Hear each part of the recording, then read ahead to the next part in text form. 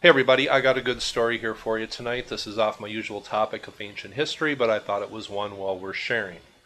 This is cafemom.com, and I got directed here through a couple other websites.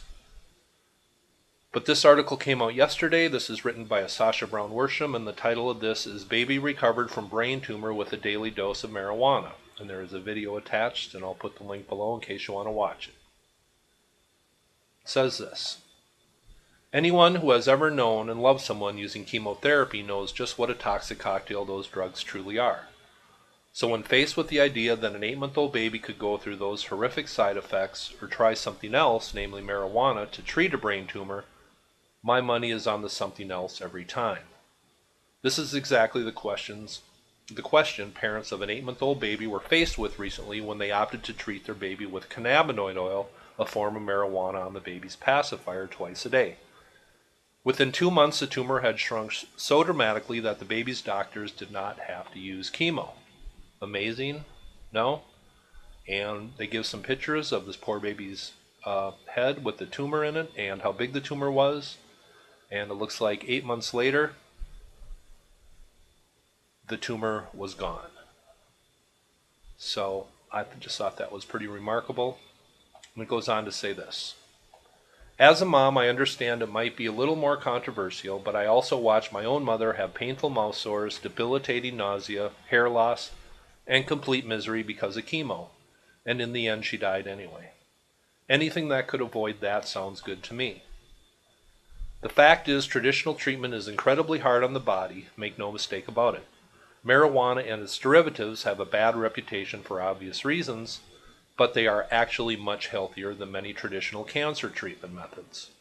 Personally, I only knew about its application in the treatment of nausea from chemo, but if it can also help to treat the disease itself, or even shrink the tumors, who wouldn't try it? What can it hurt?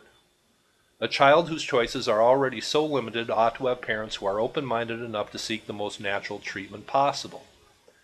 It is surprising and different, sure, but why not try it? As parents, we owe it to our kids to do everything we can for them. It may feel counterintuitive to use illegal drugs to help them, but in many cases marijuana can be a miracle. Who is to say